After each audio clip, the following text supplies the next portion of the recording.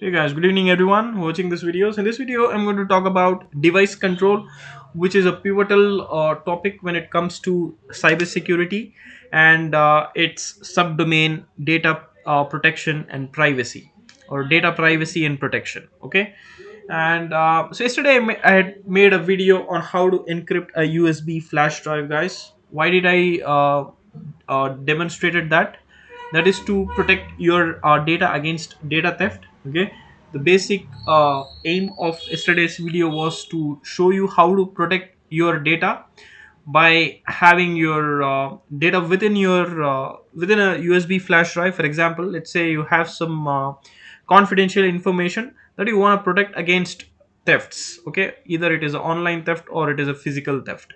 Okay, and by encrypting your USB flash drive, what you're doing is you are ensuring that the outsider, okay, if someone gets hold of your USB flash drive, he would not be able to read your files since it is encrypted using a decryption key, as well as you have encrypted using a password that is only known to you. Okay, and in this video I am going to talk about a more related topic to data privacy and protection, that is known as device control. So if you ask me the question like what is device control, in a very simple manner I will just tell that device control ensures the security of your confidential data by restricting user access to devices that are installed on the computer or connected to it. All right, and furthermore I could elaborate in such a way that device control is a measure of protecting your data, your confidential data, by restricting users access to those devices. Okay, devices could be anything whether it can be a USB device in the form of a flash drive, or it could be anything like a docker in the form of a USB device. Anything, it could be a USB based camera. Okay, anything could be falling under a category of USB devices, or actually devices that could connect onto your computer or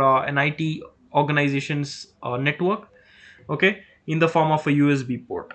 Okay, and generally, right, yesterday I showed you how to protect a particular flash drive's data using encryption method. Okay, or an encryption software called as BitLocker, that is for your personal use. Okay, so that alone is not going to work when it comes to an IT organization. There should be a control, a process control put in place to avoid any unauthorized access to the company's confidential data in the form of USB drives. Okay, so that is where this device control management plays a pivotal role, okay, within an IT organization. All right, and most companies and organizations open or allow open or block access to these devices. Okay, that could be anything like data storage media, okay, including removable devices, okay, in the form of CD or DVDs, or data transfer devices such as your modems or external network adapters, or in the form of printers and other multifunctional peripherals. All right, and also like connection buses, like I was talking before, it may be a USB or in the form of a firewire. Okay, most device control restricts user access to these devices in the form of access rules. Okay, and these rules are pushed via a policy. Okay, from perhaps an endpoint solution. Okay, that is going to be your next gen antivirus solution. Okay, where you configure device control rules. Okay, and then it gets pushed as a policy from your endpoint management solution that manages your traditional antivirus or your next gen antivirus solutions.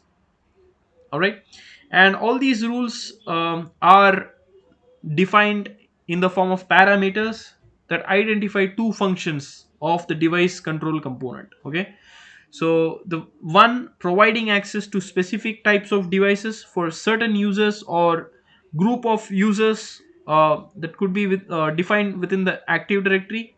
Okay. And for a specified length of time, and also setting restriction rules on reading and editing of those files within the data storage medium, right?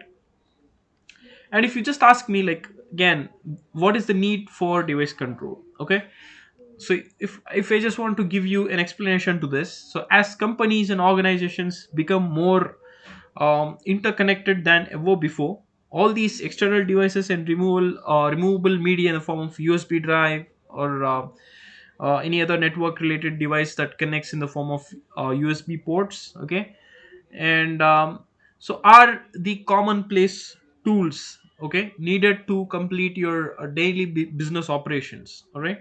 And while these devices make it easier for the professionals, the IT professionals, to complete their tasks and also liaise with colleagues, okay, but at the same time they also pose a threat to the IT enterprise data, as well as, and also it serves as a potential entry point for a malware, okay, to get injected to any of the computer within the IT organization's network. Okay, simply an attacker can put in a malicious software within the USB drive, and if he comes as a man in the middle, okay, and he tries to insert the USB flash drive into any of the computer, okay, and that malware will have the capability to execute itself on a particular computer and allow the attacker to gain access to a confidential information in the form of gaining access to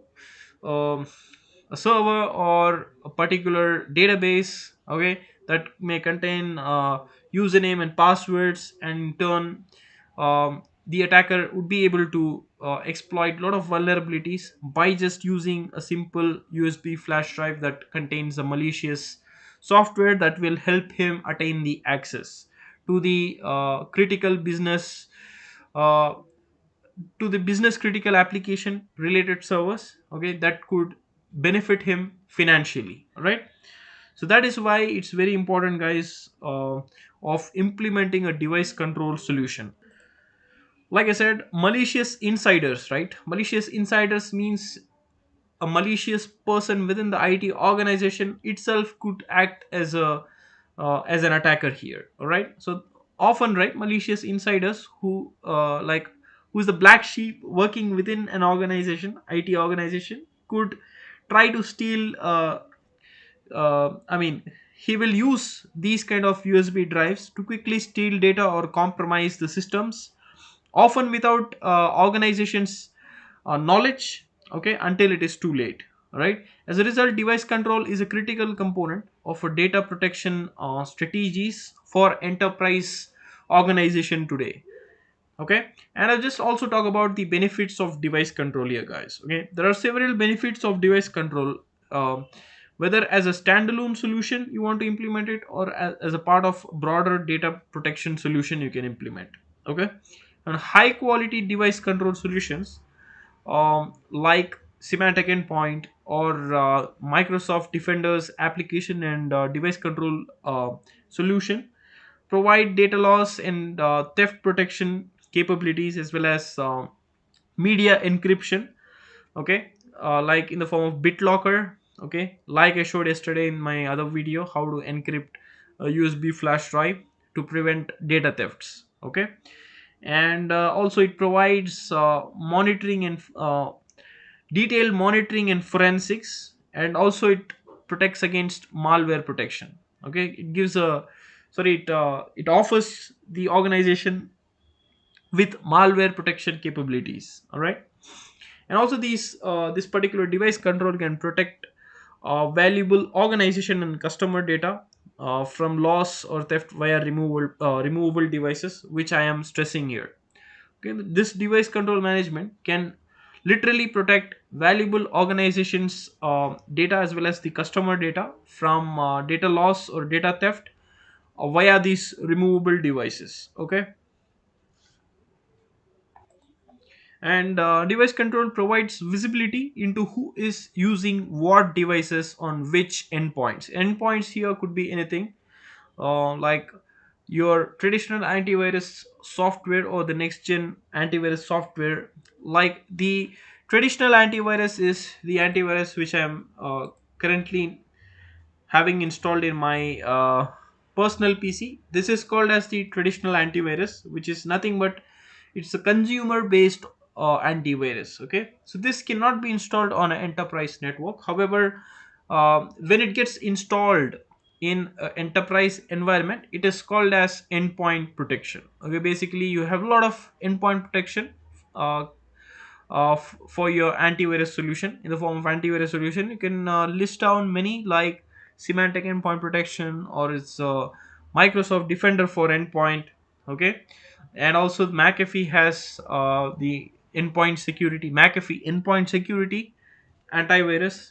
These are the endpoints basically. Okay, when the agents get installed on an enterprise uh, level framework, like the enterprise, in the sense there are a lot of computers talking to each other, so those are called as endpoints. Okay, so when an antivirus solution, the which is more related to enterprise based solution, it is called as endpoint protection basically. Okay, so these endpoints,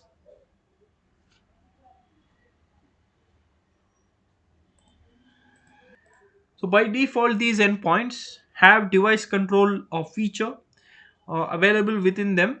Okay, so which could be made use of by IT organizations, or they make use of it. Okay, um, where they use the device control capability available within the antivirus endpoint agents. Okay, and these endpoint agents controls how the devices are being used to ensure only legitimate business use these particular devices, that those are only authorized to be used. Okay, unauthorized devices would be blocked by these endpoints. um, those have the device control capability, right? And also this device control management ensures the data transferred onto these devices are also encrypted. At the same time, it also prevents um, unauthorized use of softwares within these USB flash drives. Okay, or also it prevents, and also it prevents against dissemination. All right, just gonna complete this video by adding one more point here. This device control also helps IT organizations protect their network against USB borne malware infections introduced by controlling use of devices on their endpoints. All right, and also they control the types of files which can be downloaded or opened. For example, this is collectively called as application and device control, guys. It's not just the device control, it comes as a combination of application and device control. All right, application control defines the rules that allows or hardens the device control policy. All right, like for example, there is a file called autoruns.exe, right? That is like a autoplay feature. Okay, whenever you insert your USB flash drive, this particular autoruns.exe file is going to automatically play the USB device. Okay, then you are controlling it.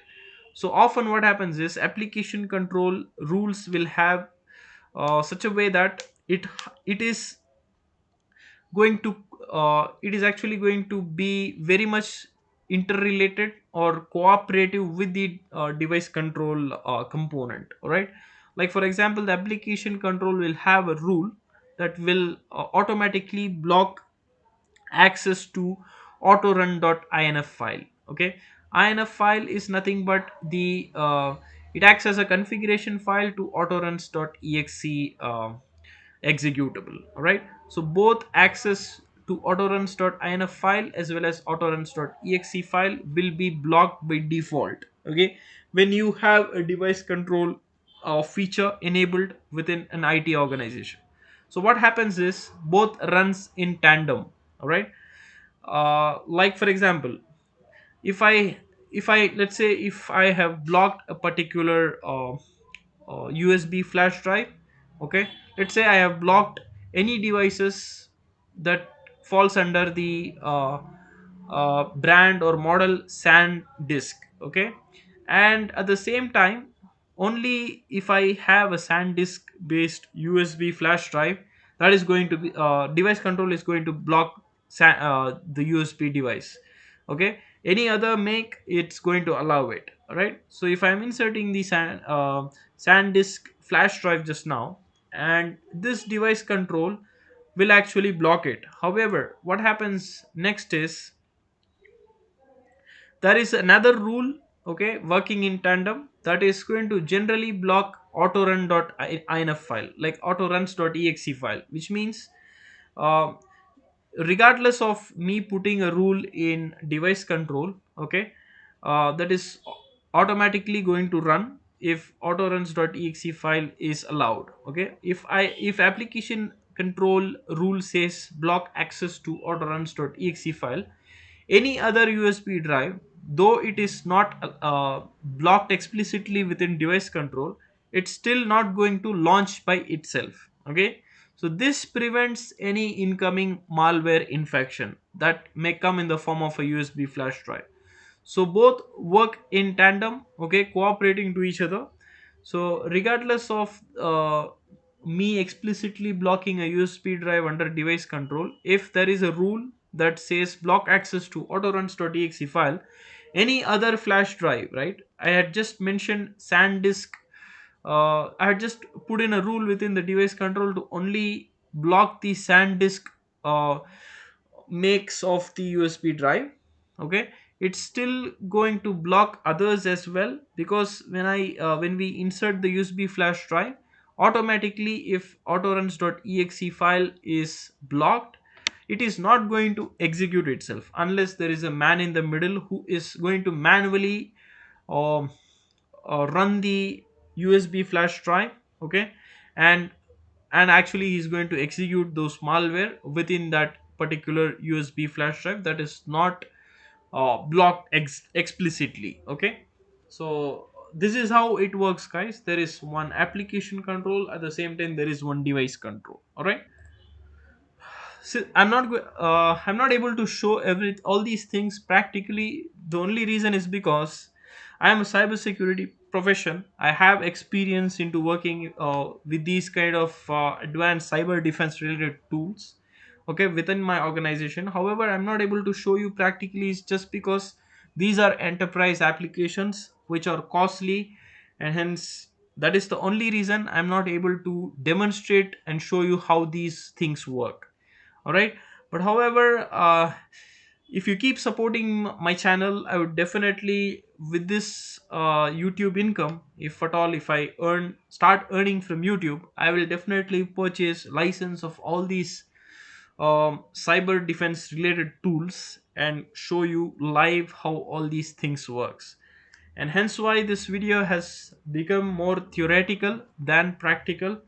I really apologize, I'm not able to teach you all these things in a more practical sense, but I will definitely try to do it in future, okay, at least by purchasing some license to all these tools, okay, and showing it to you live in a very practical sense, all right. Thank you for watching this video, guys. If you found this video helpful, please hit the support button, guys, and not forget to subscribe my channel. In the next part of the video, I will show you more, at least in a very basic manner, okay, how to accomplish all these things. Thank you so much and have a wonderful day.